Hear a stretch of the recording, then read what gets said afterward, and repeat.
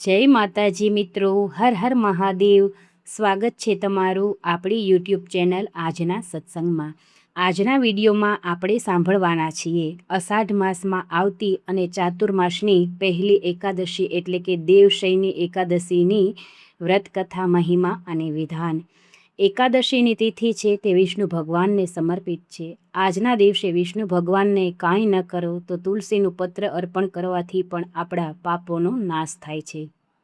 આજથી અષાઢ માસથી ચાતુર્માસ પ્રારંભ થતો હોય આ એકાદશી ખૂબ જ લાભદાયક છે।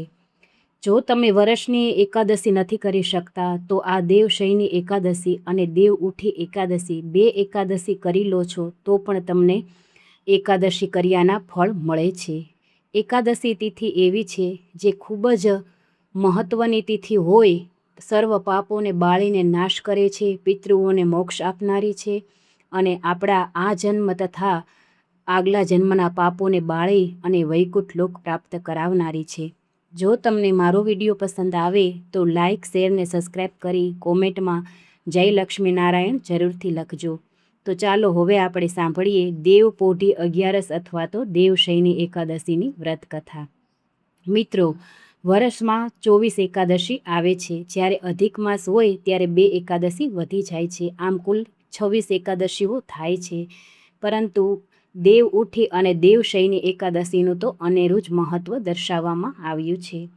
ધર્મરાજ યુધિષ્ઠિર બોલ્યા કે હે ભગવાન, અષાઢ માસની શુક્લ પક્ષની એકાદશીનું નામ શું છે અને એમાં કયા દેવતાની પૂજા થાય છે, તેની વિધિ કઈ છે, તે બધું હું વિસ્તારપૂર્વક જાણવા ઈચ્છું છું, તો મને કહો।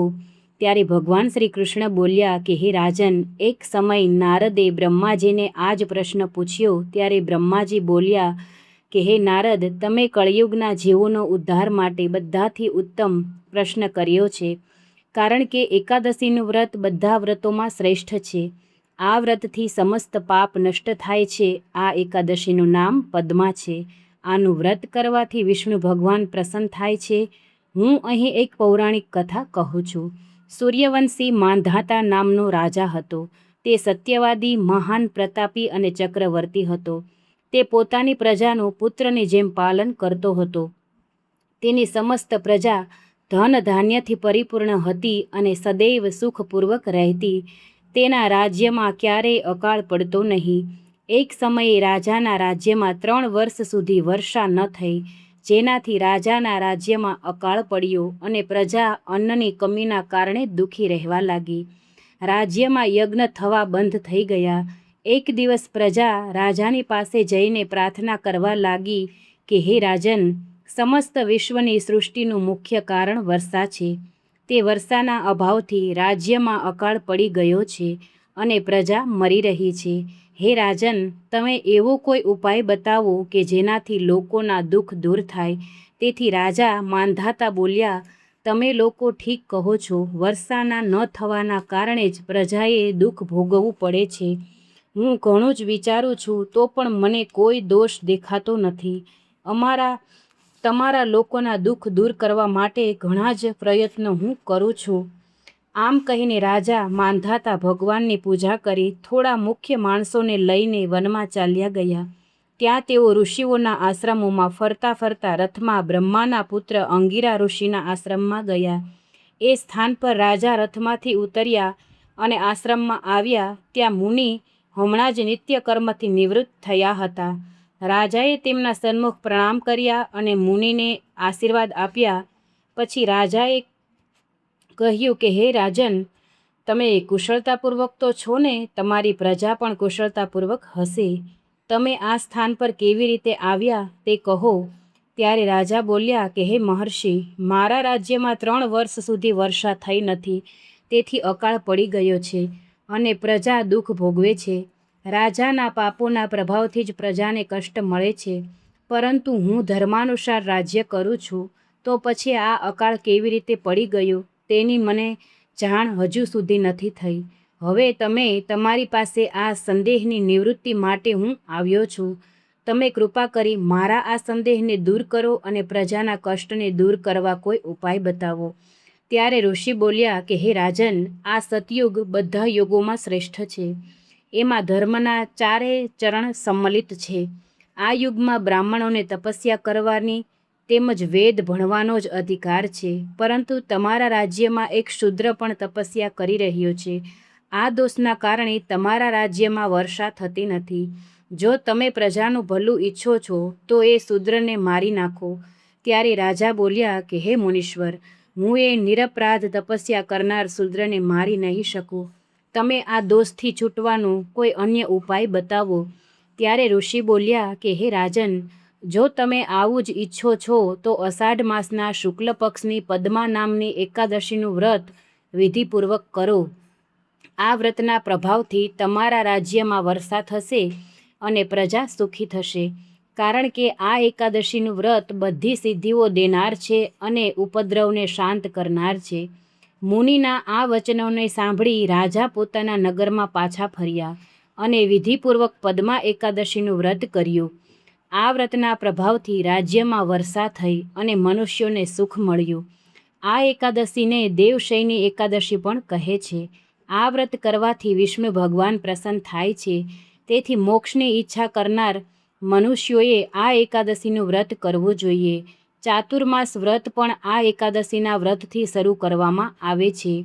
કુંતી પુત્ર યુધિષ્ઠિર બોલ્યા કે હે ભગવાન, વિષ્ણુ ભગવાનનું શયન વ્રત કેવી રીતે કરવામાં આવે છે તે કૃપા કરીને કહો.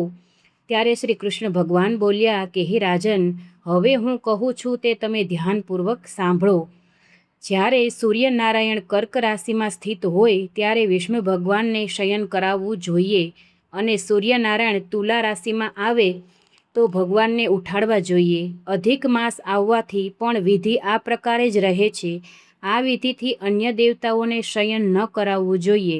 અષાઢ માસના શુક્લ પક્ષની એકાદશીનું વિધિપૂર્વક વ્રત કરવું જોઈએ.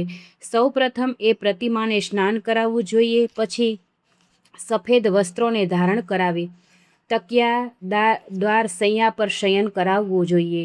એમનું ધૂપ દીપ નૈવેદ્ય આદિથી પૂજન કરાવવું જોઈએ. ભગવાનનું પૂજન શાસ્ત્ર જ્ઞાતા બ્રાહ્મણોના દ્વારા કરાવવું જોઈએ. હે ભગવાન, મેં તમને શયન કરાવ્યું છે. તમારા શયનથી આખું વિશ્વ સૂઈ જાય છે. આ રીતે ભગવાન સામે હાથ જોડીને પ્રાર્થના કરવી જોઈએ. હે ભગવાન, તમે જ્યાં સુધી 4 માસ સુધી શયન કરો છો ત્યાં સુધી મારા આ ચતુર્માસનો વ્રતને નિર્વિઘ્ને રાખો. આ પ્રકારે વિષ્ણુ ભગવાનની સ્તુતિ કરીને શુદ્ધ ભાવથી મનુષ્યએ દાંતણ આદિના નિયમ ગ્રહણ કરવા જોઈએ. વિષ્ણુ ભગવાનના વ્રત શરૂ કરવાના 5 કાળ વર્ણન કર્યું છે. દેવશયની એકાદશીથી લઈને દેવોત્યાની એકાદશી એટલે કે દેવ ઉઠી એકાદશી સુધી ચાતુર્માસના વ્રતને શરૂ કરવું જોઈએ. દ્વાદશી, પૂનમ, અષ્ટમી કે સંક્રાંતિના દિવસે વ્રતનો પ્રારંભ કરવો જોઈએ અને કારતક માસના શુક્લ પક્ષની દ્વાદશીએ સમાપ્ત કરી દેવું જોઈએ. આ વ્રતથી સમસ્ત પાપ નષ્ટ થાય છે. જે મનુષ્ય આ વ્રતને પ્રતિવર્ષ કરે છે તે સૂર્યના સમાન દીપ્તિમાન વિમાનમાં બેસીને વિષ્ણુ લોકમાં જાય છે. તો આ હતી દેવશયની એકાદશીની કથા, મહત્વ, વિધિ અને વિધાન જે આપણે વિસ્તારથી સાંભળ્યું. તમે પણ આ વ્રત કરો છો કે નહીં તે મને કોમેન્ટમાં કહેજો કે ચાતુર્માસમાં તમે કયા કયા નિયમ લીધા છે.